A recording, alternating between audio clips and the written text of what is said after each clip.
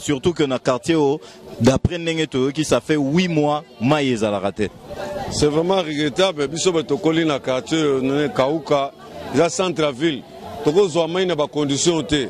To senga to na ba kondia rési des eaux. Sous numéro 1. Ba mi côté la sono cash so maïs. Toko mo toka maï boye. Typhoïde des ali, toko mo toka maïs loko ba twaza na Éthiopie. Eza mawatro. Ba luko ba regretter situation oyo. Kauka eza na centre-ville. Tala ba mama bana baba parce que bilamba bona bana baluka ya kolia na ba condition kotoka mai boye ko cause ba tu malade ya to senye que rési des eaux na ba mi ka sala nini au plus vite que ba habitant ya Kauka 2 Kauka 1 ba so mai plus rapide. Merci beaucoup. Yo qui au batsanini par rapport à la situation maya automoni ba toka mai mais place mai ba toka ya usana misala mai ya salite peso le kawana. Et vraiment c'est regrettable, surtout plus Tozana capitale. Dans la capitale, on ne peut pas trouver Babilo Kwaboye. Parce que ça sonne, que les pays étrangers, c'est la honte. Parce que nous sommes dans la capitale. Et pourtant, Maramwa Boye, Toko souffrir Teponamaï, nous avons tout dans ces pays. Nous ne pouvons pas souffrir à cause de ça. Vraiment, Bakonzamboka, gouvernement régit des Obaya Hotel à Bissolikamboa. Parce que ce que Moni Boye, c'est que Maïeza passe, papa. Maïeza passe. Na Maya Komela, Eza passe. Boyezo cause maladie. Microbes envers les gens. C'est un peu ça. Ça fait combien de temps Bozo vivre cette situation? Moi je peux dire que durant vacances, pendant il y a vacances, 2 mois déjà, les situations elles ont continué 2 mois. 2 mois, rien ne c'est là, rien ne fait, réside des eaux à ça les l'autre côté. Nous voyons que de factures, so Bozo article là tout, facture il y a maille, mais faut pas régler la situation il y a maille parce que la population ne doit pas souffrir à cause de ça.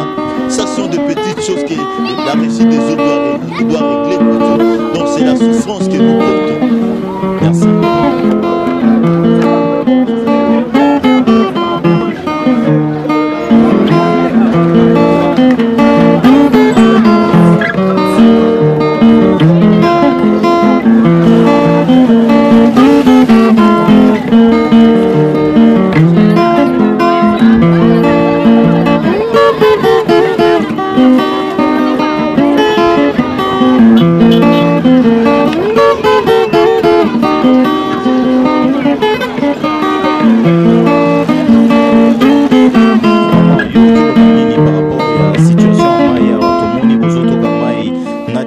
Et puis place Bozoto Kamai terrasse Zali.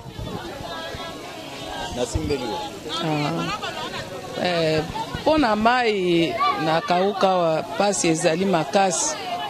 Tozo mona kandenge totondani awa tozo wela mai na mapango facture ezo ya me mai ezalaka te.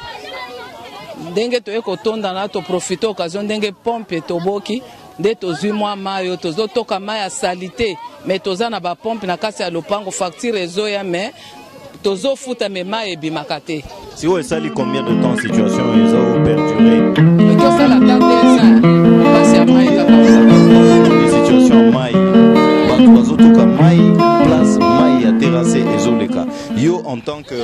kauka oki koloba nini par rapport à situation Jidezo abongisa musala na ye tofuta bambongo to bazobata alinto kufa na épidémie bana bakumda robela bela na quartier pour situation mai eza compliqué facture ezo ya mai ezo bimate facture ezo ya mai sto simbi bango babi bo simbi l'état en tout cas l'état bongisa musala na po ba fini chef de l'état